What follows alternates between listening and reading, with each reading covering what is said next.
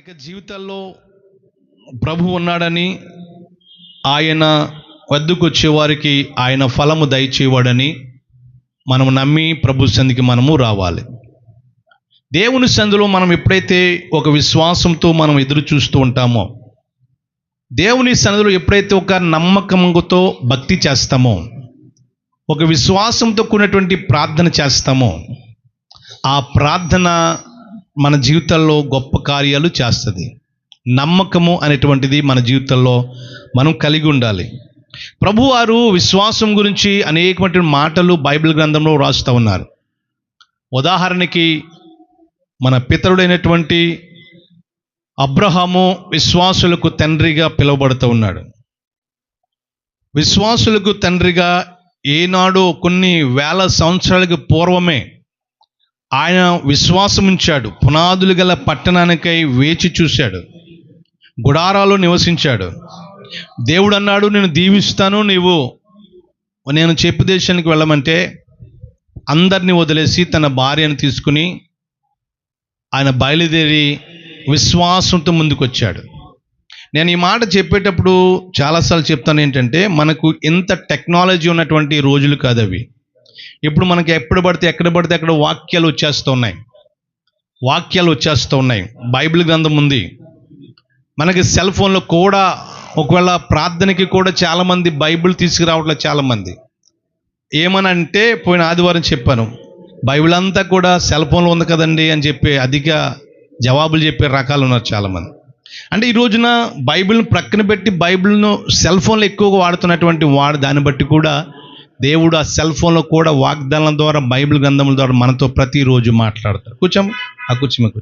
కూర్చోాలా ప్రియులారా, ఆ దినాల్లో, అబ్రహాం దినంలో ఇంత టెక్నాలజీ, ఇంత భక్తి, లేక ఇంత బైబిల్లో వాక్యాలు ఉన్నటువంటి దినాలు కాదు అవి ఆరంభ దినాల్లో దేవుడు చెప్పాడు, నేను చూపించే దేశానికి వస్తే నేను దీవిస్తాను. నేను నమ్మి విశ్వాసం ఉండి వచ్చేసాడు అంతే.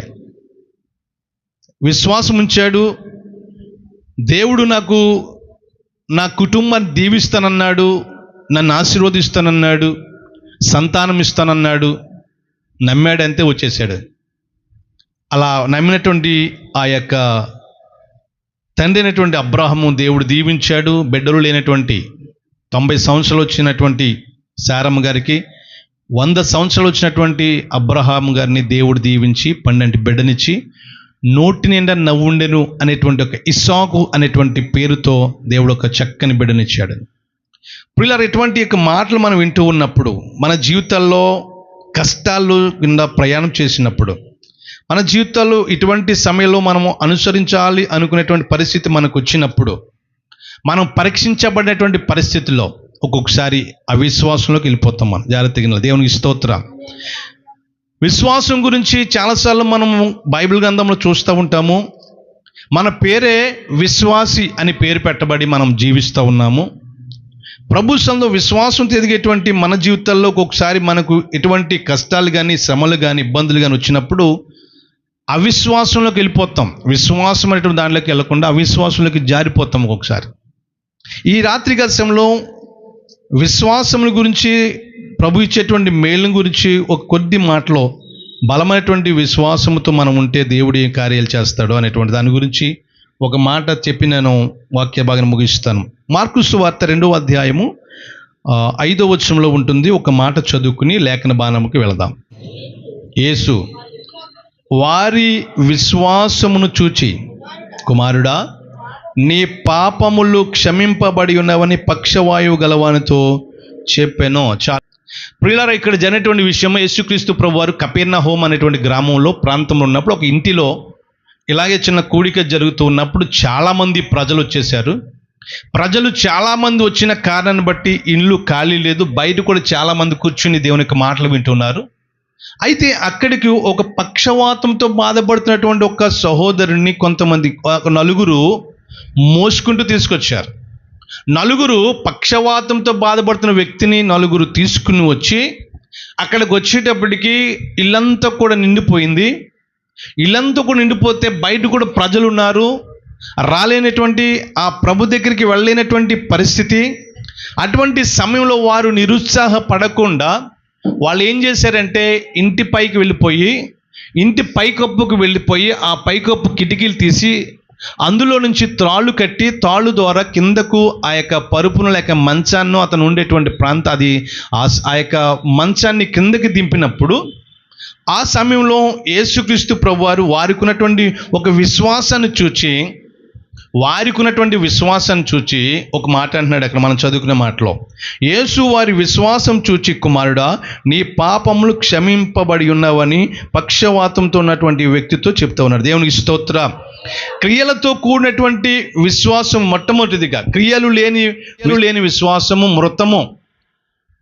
మన జీవితాల్లో క్రియలు లేకుండా విశ్వాసం ఉంచితే, అంటే నీకు చలి పెడుతుందా, ఇదిగో దుప్పటి కప్పుకో అని కాకుండా, నువ్వు దుప్పటి కప్పుకో అని కాకుండా, లేక చలి కాచుకో లేక అని కాకుండా, వారికి మనం ఏం చేయాలంటే ఒక దుప్పటి ఇచ్చి, ఇదిగో చలి నుంచి రక్షించబడు అని ఒక క్రియలతో కూడినటువంటి విశ్వాసంతో మనము ముందుకెళ్ళాలి. వాక్యం తెలియజేయబడుతుంది. ఒకసారి 2వ అధ్యాయం 7వ వచనంలో యాకోబు పత్రికలు ఉంటే, క్రియలు లేని విశ్వాసము అది చచ్చిన పరిస్థితులతో సమానమని రాస్తూ ఉన్నాడు. ఒకసారి చదవండి 2:17. అలాగే విశ్వాసమును క్రియలు లేనిదైతే అది ఒంటిగా ఉండే మృతమైనదగును. దేవునికి స్తోత్ర. మన జీవితాల్లో మనం ఎప్పుడైతే విశ్వాసం కలిగి ఉంటామో అసాధ్యమైన వాటిని దేవుడు సాధ్యపరుస్తాడు. దేవునికి స్తోత్ర. ఇది అసాధ్యము, ఇది జరగదు, ఇది నీ వల్ల కాదు అని సాతాను ఎన్నోసార్లు మనను ఏం చేస్తుందంటే నిరుత్సాహపరుస్తూ ఉంటుంది. ఇది నీ వల్ల కాదు, నీ చేయలేవు అనేటువంటి వాటిని ప్రభు సన్నిధికి వచ్చి ఒక విశ్వాసంతో ప్రార్థన చేస్తే, ఆ విశ్వాసంతో చేసేటువంటి ప్రార్థన, క్రియలతో కూడినటువంటి ప్రార్థన ద్వారా దేవుడు మన జీవితాల్లో గొప్ప గొప్ప కార్యాలు చేస్తారు. దేవునికి స్తోత్రం. ఇక్కడ ఎవరి విశ్వాసం చూశాడు అంటే, నలుగురు వ్యక్తులు ఆ వ్యక్తిని మోసుకొచ్చారండి. నలుగురు వ్యక్తులు మోసుకొచ్చి ఆ ప్రజలంతా కూడా ఎక్కువ ఉన్నటువంటి కారణాన్ని బట్టి వారు తిరిగి వెళ్ళిపోకుండా, మనం ఇలాగ వెళ్ళిపోతే మళ్ళీ యేసు ప్రభువారు దొరకడు, వెళ్ళిపోద్దు, తిరిగి వెళ్ళొద్దు అని వారు ఆలోచించి పైకి వెళ్ళి ఆ కప్పును తీసి లోపలికి దింపేటప్పటికి ఆ నలుగురు యొక్క విశ్వాసాన్ని దేవుడు చూచి ఈ వ్యక్తితో అంటున్నాడు ఏంటంటే, ఇదిగో నీవు నీ పాపములు క్షమించబడి ఉన్నావని చెప్పి పక్షవాతం గలవానితో చెప్తూ ఉన్నాడు. దేవునికి స్తోత్రం చెప్తాం.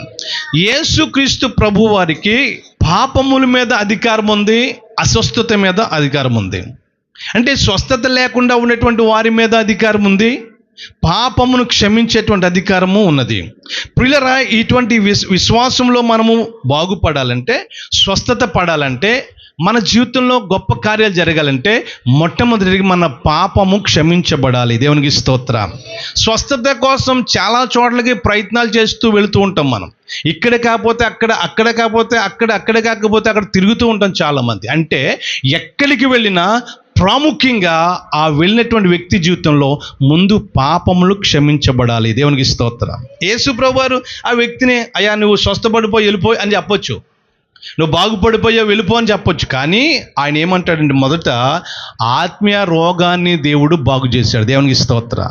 మన జీవితాల్లో కూడా ఆధ్యాత్మిక రోగాన్ని బాగు చేసుకోకుండా ప్రభు సన్నిధిలో మనం జీవించడానికి ప్రయత్నం చేస్తాం. అందుకనే మన విశ్వాసము ఒక్కొక్కసారి పని చేయదు. మన విశ్వాసంలో ఒక్కొక్కసారి అవిశ్వాసులుగా ఉంటున్నామంటే, విశ్వాసం పని చేయట్లేదంటే, అంటే మన జీవితంలో చేసేటువంటి పాపములు ఏం చేయాలంటే క్షమించబడాలి. అందుకనే యాకోబు పత్రిక 5వ అధ్యాయము 16వ వచనంలో మనం చూస్తే అక్కడ వాక్యం రాయబడుతుంది, మీరు స్వస్థత నొందునట్లు ఒకని కొరకు ఒకడు ప్రార్థన చేయడి, నీతిమంతుని విజ్ఞాపన మనఃపూర్వకం అనేది బహుబలము గలదై ఉండును. దేవునికి స్తోత్రం. చెప్పండి హల్లెలూయా. మన జీవితాల్లో ప్రియరావు దేవుని యొక్క మరి విశ్వాసం లేక దేవుడు చెప్పేటువంటిది ఏంటంటే, మొదటిది అంటే మన పాపములు క్షమించబడాలి. స్వస్థత పడాలంటే మన కుటుంబంలో దీవెనలో ఆశీర్వాదాలు కావాలంటే, మనం దీవించబడాలంటే మొదటిగా మనము క్షమించబడాలి. దేవునికి స్తోత్రం. అందుకనే నువ్వు ప్రార్థన చేసేటప్పుడు నీకు ఎవరి మీదైనా సరే ద్వేషం ఉన్నట్లయితే, ఒకవేళ వాళ్ళ మీద నీకు ఏమంటారు ఏదన్నా ఒక నేరం ఉన్నట్లయితే, మొదట నీ అర్పణ ప్రక్కన పెట్టి నువ్వు వెళ్ళి వారితో సమాధాన పడి వచ్చి అప్పుడు నువ్వు అర్పణ అంగీకరించు, ఆ అర్పణ అర్పించమని దేవునికి లేఖనాలు తెలియజేయబడుతుంది. అంటే మనం ప్రార్థన చేయడానికి మోకరించినప్పుడు మనం అంతకుముందు ఎవరి మీద ద్వేషం పెంచుకున్నామేమో, గొడవ పడ్డామేమో, లేకపోతే వారి మీద మనం ఏదైనా ద్వేషంగా ఉన్నామేమో, అప్పుడు ఏం చేయాలంటే మనం ఎంత ప్రార్థన చేసినా దేవుడు ఆలకించడు. అయితే ఏం చేయాలి? ఇన్ కేస్ ఒక హైదరాబాద్లో ఉన్నాడు ఆ వ్యక్తి, లేకపోతే హైదరాబాద్లో ఉన్నారు వాళ్ళు, అంత దూరం మనం వెళ్ళి ఛార్జీకి టికెట్ తీసుకుని బస్సుకి వెళ్ళి క్షమించమని అడిగి వచ్చి ప్రార్థన చేయలేం. అప్పుడు ఏం చేయాలంటే మోకరించినటువంటి మన జీవితాల్లో మన మనసులో ఆ వ్యక్తి మీద ఉన్నటువంటి ద్వేషం అంతా కూడా తీసివేసి క్షమించమని అడిగి క్షమాపణ పొందిన తర్వాత మనం ఏం చేస్తే ప్రార్థన చేస్తే ఆ విశ్వాస సహితమైనటువంటి ప్రార్థన అది దాని ద్వారా గొప్ప కార్యాలు చేస్తారు. దేవునికి స్తోత్రం చెప్పాలి. హల్లెలూయా. మన జీవితాల్లో దేవుని యొక్క వాక్యం తెలియజేయబడుతుంది. ఒక మాట చెప్పి నేను ముగిస్తాను. ప్రభువుకి దేవునికి ప్రతి దాని మీద అధికారం ఉందండి. రోగముల మీద అధికారం ఉంది, దెయ్యముల మీద అధికారం ఉంది, ఇంకా ఏమైతే ఉన్నాయో ప్రతి వాటి మీద అధికారం ఉంది. పాపముల మీద క్షమించే అధికారం ఉంది. పాపములు క్షమించేవాడు యేసు ప్రభు తప్ప ఈ లోకంలో ఎవ్వరు కూడా లేరు. దేవునికి స్తోత్రం చెప్పాలి. హల్లెలూయా. యేసు ప్రభు వారు తప్ప ఈ లోకంలో ఆయన వైద్యుడు, ఆయనే పాపమును క్షమించేవాడు. పరమ వైద్యుడు ఆయన, పరమ వైద్యుడు ఆయన. రోగములను స్వస్థపరిచే దేవుడు, అలాగే పాపమును కూడా క్షమించే దేవుడు. అయితే మన జీవితంలో మనం ఏం చేయాలి తెలిసే ప్రియులారా, మనము విశ్వాసంతో ప్రభు సందులో మనము గడపాలి. ఇక్కడ తీసుకొచ్చినటువంటి ఆ యొక్క నలుగురు యొక్క విశ్వాసం దేవుడు చూసి ఎంత గొప్ప విశ్వాసం. ఒక రోజున ఒక ఆయన ఒక అధికారి, ఒక గొప్ప అధికారి, ఆయన ఏం చేశాడంటే, అయ్యా నా కుమార్తె అనారోగ్యంతో బాధపడుతుంది, అయ్యా నా కోసం ప్రార్థించే, మా ఇంటికి నువ్వు రావడానికి కూడా నేను యోగ్యుని కాదు, నువ్వు ఒక మాట మాత్రం సెలవియ్యి అన్నాడు. ఏం చెప్పండి? ఒక మాట మాత్రం సెలవు, నువ్వు నా ఇంటికి వచ్చి నువ్వు ప్రార్థన చేసే అంత ఏమంటారు, నేను అంత యోగ్యుని కాదు, నువ్వు మాట మాత్రం సెలవివ్వు, నీ మాట మాత్రం నువ్వు సెలవిస్తే చాలు, అక్కడ స్వస్థత కార్యం జరుగుతుంది అని చెప్పగానే యేసయ్య అంటున్నాడు వాళ్ళందరిని చూసి, ఇశ్రాయేలీల ప్రజలలో ఇంత విశ్వాసం ఉన్నవాడిని నేను ఎప్పుడు కూడా చూడలేదు. దేవునికి స్తోత్రం. అంటే మన జీవితాల్లో విశ్వాసం గురించి చాలాసార్లు వాక్యాలు వింటూ ఉంటాం, ధ్యానిస్తూ ఉంటాం, చాలాసార్లు మనం వింటూ ఉంటాం, కానీ మన జీవితాల్లో అవి వచ్చేటప్పటికి అవిశ్వాసంలోకి వెళ్ళిపోతాం. కొంతమంది అంటారు, ఊరుకో నువ్వు చెప్తావు ఈ టైంలో విశ్వాసం ఉంటే సరిపోయింది ఏంటి, ప్రార్థన చేస్తే సరిపోయింది ఏంటి, నువ్వు చేయవలసింది చెయ్యి, లేకపోతే అది చెయ్యి ఇది చెయ్యి అని చెప్పి కొంతమంది ఏం చేస్తారంటే లేనిపోని మాటల్లో చెప్పి మన విశ్వాసం ఏం చేస్తారంటే వారు పాడు చేసేస్తారు. మనమేమో విశ్వాసంతో ఉంటాము, విశ్వాసంతో ప్రార్థన చేస్తాము, దేవుడు కార్యాలు చేయాలని గొప్పగా మనము ప్రభుత్వంలో ప్రార్థన చేస్తాము. అటువంటి సమయంలో సాతాను ఏం చేస్తంటే వాళ్ళ ద్వారా వీళ్ళ ద్వారా నీ విశ్వాసం సరిపోతావు. పెద్ద పెద్ద భక్తులే అలా చనిపోయారు, లేక పెద్ద పెద్ద భక్తులే వాళ్ళకి రోగాలు తగ్గలేదు, వీళ్ళకి తగ్గలేదు, నీకేంటి అని చెప్పేసి కొన్నిసార్లు ఏం చేస్తుందంటే ప్రియులరా, సాతాను ఏం చేస్తుంది, మనం కృంగ చేస్తూ ఉంటాం. దేవునికి స్తోత్రం. నాకు కరోనా వచ్చి నేను క్వారంటైన్లో ఉన్నప్పుడు కొన్ని నాకు సెల్ ఫోన్లో ఈ యొక్క మరి వాట్సాప్లో వచ్చేస్తుండే కొన్ని ఫోటోలు, పలానా చోటన పలానా దైవజనులు చనిపోయాడు, పెద్ద పెద్ద అయ్యగారులు చనిపోయాడు అని కొన్ని వాట్సాప్లో వస్తూ ఉన్న సమయంలో నాకు తెలిసినటువంటి కొంతమంది గొప్ప సేవకులు, వారితో నేను చాలాసార్లు కలిసి సేవ పరిచయం చేశాను, అటువంటి సేవకులు చనిపోయారని కొన్ని నాకు ఫోటోలు వచ్చినప్పుడు, వారి గురించి వచ్చినప్పుడు నేను అనుకున్నాను, వాళ్ళకంటే నేను పెద్ద గొప్పనేం కాదు, నా విశ్వాసం ఏం పనిచేస్తుంది అంటే వాళ్ళు అయిపోయారు కాబట్టి తర్వాత నేనేనేమో అని అవిశ్వాసంలోకి వెళ్ళిపోయి, ఒక్కొక్కసారి నిరుత్సాహంలో పడిపోయి నా భక్తి జీవితంలో కూడా విశ్వాసంలో కూడా అవిశ్వాసంలోకి వెళ్ళిపోయినటువంటి పరిస్థితి నేను 6 దినాల్లో చూశాను. అంటే ఇంత గొప్ప దైవజనులే చనిపోయారంటే, ఇంత గొప్ప దైవజనులే ప్రభుత్వానికి వెళ్ళిపోయారంటే నేనెంత, నా భక్తి ఎంత అనుకుని సాతాను ఏం చేస్తున్నాను, నువ్వెంత, నీ భక్తి ఎంత అని మనల్ని అవిశ్వాసంలోకి నడిపిస్తూ ఉంటుంది సాతాను. అలాంటి సమయంలో మనం ఏం చేయాలి, బలమైన విశ్వాసం. మనకు ఒకే ఒక ఉదాహరణ, ఆ యొక్క అబ్రహామును మనము ముందు పెట్టుకుని మన పితరులైనటువంటి అబ్రహాము ద్వారా గొప్ప విశ్వాసాన్ని మనలో వృద్ధి పొందించుకోవాలి. దేవునికి స్తోత్రం. హల్లెలూయా. అబ్రహాము గారికి దేవుడు ఒక వాగ్దానం ఇచ్చాడు, నీ కుటుంబాన్ని నేను దీవిస్తాను, నా మాట విని వచ్చాయి, నా మాట విని వచ్చే నేను చూపించే దేశానికి వెళ్ళు, నేను నీ కుటుంబాన్ని నిన్ను దీవిస్తాను అంటే అప్పటికి బిడ్డలు లేరు. బిడ్డలు పుట్టేటువంటి ఏమంటారు ఏజ్ అంతా అయిపోయింది, వయసు అంతా అయిపోయింది. అంటే నేను చెప్పే మాటలు ఏంటంటే అసాధ్యమైన దానిని సుసాధ్యం చేసేటువంటి విశ్వాసము మన జీవితాల్లో ఉండాలి. దేవునికి స్తోత్రం. అంటే మన జీవితాల్లో ఎన్ని మాటలు విన్నా, ఎన్ని ప్రసంగాలు విన్నా, ఎన్నిసార్లు నీతో దేవుడు మాట్లాడినా ఇతరుల గురించి మనం చెప్తాం, కానీ మన దగ్గరికి వచ్చేటప్పటికి, మన పరిస్థితికి వచ్చేటప్పటికి కుదరని రోగములను బట్టి, ఇంటిలో సమస్యలను బట్టి, బాధలను బట్టి, ఇబ్బందులను బట్టి అవిశ్వాసంలోకి వెళ్ళిపోతాం మనం. అలాంటి సమయంలోనే దృఢమైనటువంటి విశ్వాసం మనం కలిగి ఉండాలి. అంటే దృఢమైనటువంటి విశ్వాసము అంతము మట్టుకు మనం చేపడతాం. భక్తి జీవితంలో మనము వెనుకడుగేయకుండా ఆ విశ్వాస జీవితంలో ముందుకు వెళుతూ ప్రియులరా దేవుని మీద ఆధారపడితే చేసినటువంటి భక్తిని బట్టి, విశ్వాసాన్ని బట్టి దేవుడు ఏం చేస్తాడంటే ఆయన పాపమును క్షమించేవాడు, ఆయన మన రోగములను క్షమించేవాడు, మన రోగాలకి స్వస్థత ఇచ్చేవాడు. అందుకనే వీరిని చూసి అంటాడు, వారి విశ్వాసం చూసి, ఇంత గొప్ప విశ్వాసము వారు తీసుకొచ్చారు కనుక ఈ వ్యక్తిని బట్టి ఆ విశ్వాసాన్ని చూసి యేసుప్రభువు నీ పాపమును క్షమించబడి, మొదటి నీ పాపం క్షమించబడాలి. దేవునికి స్తోత్రం. ఏం చేయాలి? ముందు స్వస్థతకు అంటే లేక మన జీవితాల్లో అద్భుతాల కంటే మొదట మన పాపమును క్షమించబడితే ఆటోమేటిక్గా స్వస్థత అదే వస్తూ ఉంటుంది. కొన్ని చోట్లకి వెళ్తూ ఉంటారు చాలామంది, ఆ ప్రదేశాలకు వెళ్ళినా కానీ ఎంత ప్రార్థన చేసినా, దైవజనులు ఎంత ప్రార్థన చేసినా స్వస్థత రాదు. కారణం ఏంటంటే వారి పాపములతో అలాగే జీవిస్తూ ఉంటారు, పాపంలోనే అలాగే మగ్గిపోతూ ఉంటారు. అటువంటి పాపములతో మగ్గిపోతున్నప్పుడు దేవుని యొక్క కార్యాలు జరగడం అక్కడ కష్టమవుతుంది. అందుకని మొదట యేసయ్య ఏం చేశాడంటే నీ పాపములు క్షమించబడి ఉన్నవి. దేవునికి స్తోత్రం. హల్లెలూయా.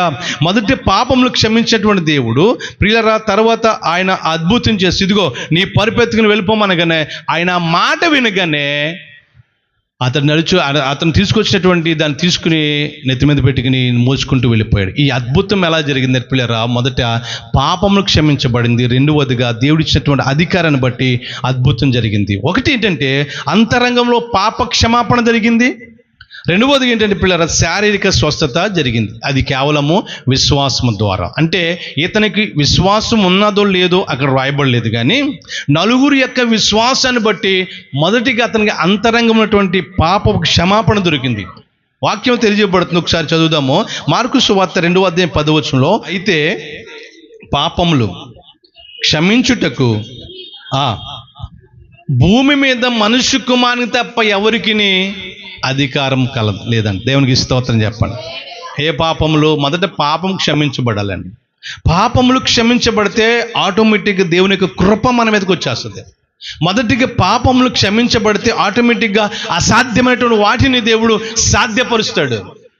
పాపములు క్షమించబడితే ఆటోమేటిక్గా స్వస్థత వచ్చేస్తుంది. పాపములు క్షమించబడితే ఆటోమేటిక్గా దేవుని యొక్క దీవెనలు వచ్చేస్తాయి. పాపములు క్షమించబడితే ఆటోమేటిక్గా ప్రతి ఆశీర్వాదము మన కుటుంబంలో ఉంటుంది. దేవునికి స్తోత్రం చెప్తాం. మొదట ఏం చేయాలి తెలిసే వాక్యం తెలియజేయబడుతుంది.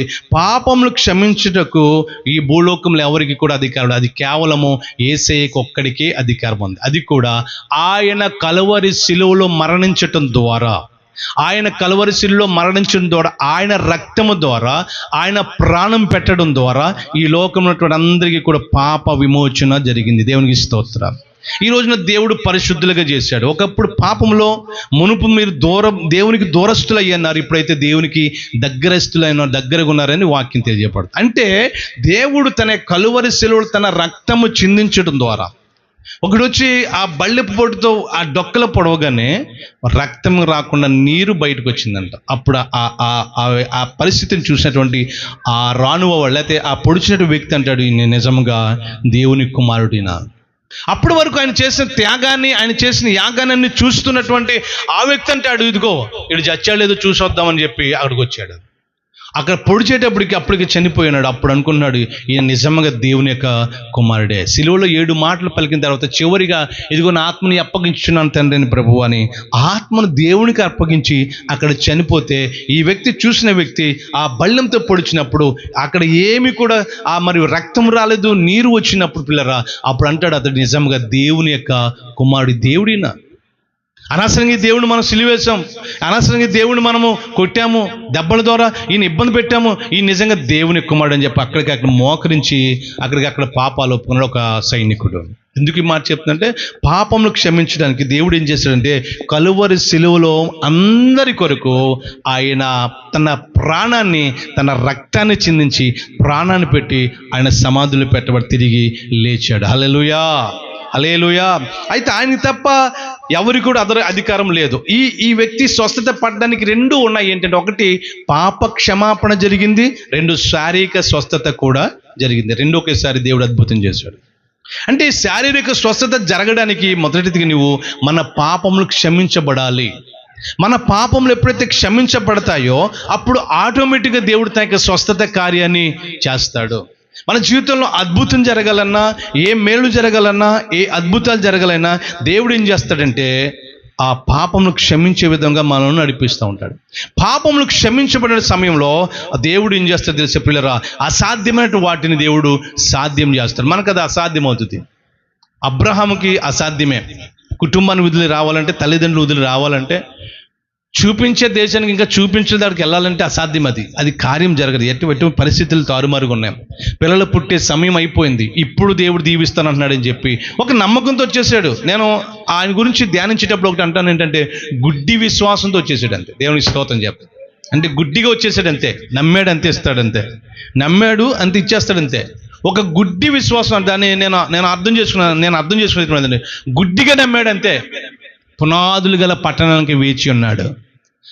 ఆ సమయంలో దేవుడు ఏం చేసేది తెలుసు, నోటి నిండా నవ్వు అనేటువంటి ఒక విశ్వాస ఒక బాలుని దేవుడు ఇచ్చాడు. అంతకుముందు కంగారుబడి ఇంకొక దాసితో ఒక పిల్లవని కంటే దేవుడు అన్నాడు, అరే బాబు, అది కాదు వాగ్దానం చేసిన కుమారుడు, నీకు నేను వాగ్దానం చేసిన కుమారుని ఇస్తాను అని దేవుడు ఆ విశ్వాసాన్ని బట్టి వాగ్దానం చేసిన కుమారుని ఇచ్చాడు. అతని పేరు ఇస్సాకు. ఆ ఇస్సాకు ద్వారా దేవుడు గొప్పగా ఆశీర్వదించబడ్డాడు. దేవునికి స్తోత్రం చెప్దాం. అంటే నేను చెప్పేట మాట ముగిస్తున్న పిల్లరా, మనకు అసాధ్యమైన వాటిని మన జీవితంలో కష్టంగా ఉండవచ్చు, ఒకవేళ బాధగా ఉండవచ్చు. ఇది జరగదు, ఇది నా వల్ల కాదు, ఇది నేను చేయలేను, ఇది నా వల్ల అవ్వదు, ఇది నా వల్ల కాదు అనుకునే పరిస్థితిలో మనం ఏం చేయాలి తెలుసా? ఫస్ట్ మొట్టమొదటిగా దేవునికి అప్పగించాలి. దేవునికి స్తోత్రం. మనం ఇలాంటి కబుర్లు ఎన్నో మనం వింటాం, కానీ మన పరిస్థితికి వచ్చేటప్పటికి మనం ఏం చేస్తాం తెలుసా? అపనమ్మకం ఉంటుంది అనమాట. అపనమ్మకంతో ఉంటాం మనం, ఒకసారి అవిశ్వాసంతో ఉంటాం మనం. అటువంటి పరిస్థితిలో అలా అవిశ్వాసం రాకుండా, అపనమ్మకం రాకుండా ఒక మాట ఉంటుంది, ఇదిగో మనసులో సందేహం లేకుండా నీవు ఈ కొండను వెళ్ళి సముద్రంలో పడిపోను గాక అంటే పడిపోద్దంట. దేవునికి స్తోత్రం చెప్పాలి. హల్లెలూయా. ఒక కొండను చూసంట మనసులో సందేహం లేకుండా, అపనమ్మకం లేకుండా, అవిశ్వాసం లేకుండా, జాగ్రత్తగానండి నేను చెప్పి లాస్ట్ ముగిస్తున్నాను.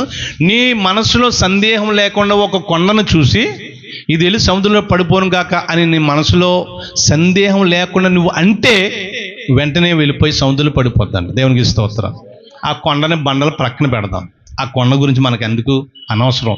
కానీ మన కుటుంబంలో కొన్ని సమస్యలే, ఒక్కొక్కసారి రోగాలే, ఆర్థిక పరిస్థితులే, మరి మరణకరమైన స్థితే మనకి పెద్ద పెద్ద బండలుగా కనిపెడతాయి.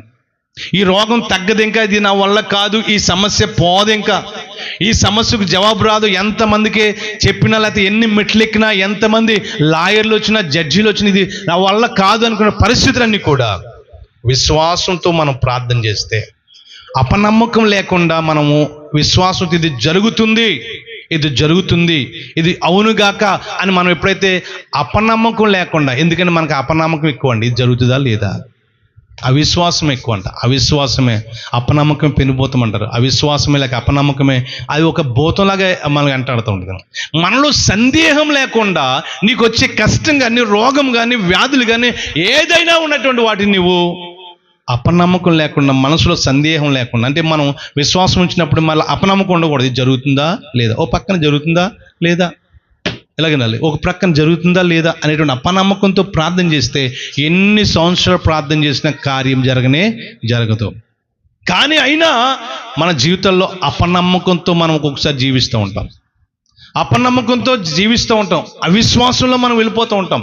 అటువంటి పరిస్థితిలో ఒక దృఢమైనటువంటి విశ్వాసం కలిగి ఉంటే ప్రియులారా, అది మనల్ని ఏం చేస్తున్నది? ఆశీర్వాదాలకు దారితీస్తుంది. దేవునికి స్తోత్రం. హల్లెలూయా. విశ్వాసంతో చేసినటువంటి ప్రార్థన అంట ఆ రోగిని ముట్టి స్వస్థపరుచుదంటండి. అవిశ్వాసంతో బాగు చేస్తాడా లేదా, స్వస్థపరుస్తాడా లేదా అని వాళ్ళు అవిశ్వాసంతో తీసుకురాలేదు ఆ వ్యక్తిని.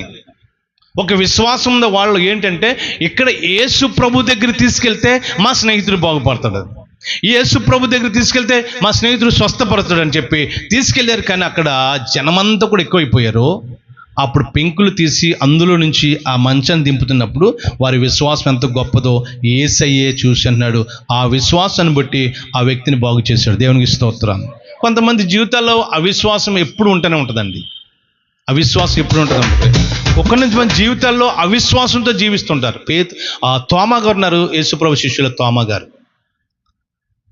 ఆయనకు అవిశ్వాసం, అపనమ్మకం.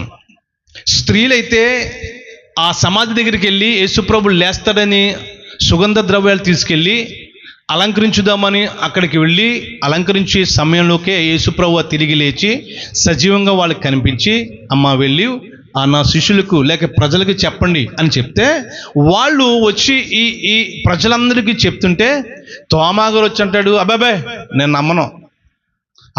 నమ్మను. యేసు ప్రభు వారి యొక్క గాయాలు, అంటే ఆ చేతుల్లో గాయాల్లో వేలి పెట్టి చూస్తేనే కానీ నేను నమ్మను అన్నాడు. దేవునికి స్తోత్రం. హల్లెలూయా. యేసు ప్రభు వారు తిరిగి లేచాడంటే నన్ను నమ్మనన్నాడు. నాకు తెలిసి ఆ స్త్రీలు కూడా నమ్మలేదేమో. నమ్మితే సుగంధ ద్రవ్యాలు పట్టుకెళ్ళి యేసుప్రభుకి అలంకరించడం తీసుకెళ్ళరు. వాళ్ళు నమ్మలేదేమో, యేసుప్రభు ఇంకా సమాధిలోనే ఉన్నాడు, ఆయన అక్కడే ఇంకా ఉన్నాడని చెప్పి సుగంధ ద్రవ్యాలు పట్టుకెళ్తే అప్పటికి యేసుప్రభు తిరిగి లేచాడు. ఆ సువార్తను వెళ్ళి చెప్పమంటే శిష్యులకి చెప్తున్నప్పుడు తోమా గారికి డౌట్ వచ్చేసింది, నేను నమ్మను. చాలా జాగ్రత్తగానండి. తోమా గారు యేసుప్రభుతో తిరిగినటువంటి వాడు, యేసుప్రభుతో సహవాసం చేసిన వాడు. యేసుప్రభు గురించి సరైన అవగాహన లేకుండా అంటాడు, నేను నమ్మను అన్నాడు. యేసుప్రభు వారు ఈలోపు వారి మధ్యకి వచ్చాడు. ఆయన అంటాడు పిలిచి తోమాని, తోమా వచ్చి ఇదిగో నా గాయాల్లో వేలు పెట్టి నీ అవిశ్వాసాన్ని తీసివేసి విశ్వాసంతో జీవించినాడు. దేవునికి స్తోత్రం. అప్పుడు ఆ మాట అంటాడు యేసుప్రభు ఏంటంటే, నువ్వు చూసి నమ్మావు ప్రభువా, నన్ను క్షమించిన ఆయన, నేను తప్పుగా నేను భావించాను ప్రభా, నీతో తిరిగాను, నీతో ఉన్నాను, నీవు లేచావంటే నేను నమ్మలేదు ప్రభా, క్షమించు ప్రభా అని దుఃఖంతో బాధపడుతున్నప్పుడు అప్పుడు అన్నాడు ప్రభువారు, ఇదిగో నువ్వు చూసి నమ్మావు కానీ చూడక నమ్మిన వారు ధన్యులు. తోమా గారి కంటే మనమే ధన్యులం ఇప్పుడు. ఎందుకు తెలుసండి? ప్రభుని చూడకుండా నమ్మాం మనం. ప్రభుని చూడకుండా అంటే వారు డైరెక్ట్గా ప్రభుని శారీరకంగా చూసారు వాళ్ళు శిష్యులు. మనం ప్రభుని చూడలేదు, ఆత్మస్వరూపినటువంటి దేవుణ్ణి మనము అనుభవిస్తున్నాము. ఈ బైబిల్ గ్రంథాల ద్వారా మనము ప్రభు ఉన్నాడని నమ్ముతున్నాము. ఈ వారికంటే అంటే ఆ చూసి నమ్మిన వారికంటే చూడక నమ్మినటువంటి వారే ధన్యులు. దేవుని జీవితాల్లో మనము ప్రభు విశ్వాసంతో ఏదైతే ప్రార్థన చేస్తామో, నమ్ముతామో, ఆ దాన్ని బట్టి అసాధ్యం అనుకునేటువంటి వాటిని దేవుడు సాధ్యపరుస్తాడు. ఇది కార్యం జరగదు, నా వల్ల కాదు అనుకునేవాడు, ఎవరి దగ్గరికి వెళ్ళినా కాదనుకునేటువంటి పరిస్థితుల్లో ప్రభు మీద విశ్వాసం ఉంచితే ప్రభువే ప్రతి కార్యాన్ని జరిగిస్తాడని ఈ యొక్క లేఖనాల ద్వారా తెలియచేస్తూ ముగిస్తున్నాను. ఈ మాటలు దేవుడు దీవించునుగాక.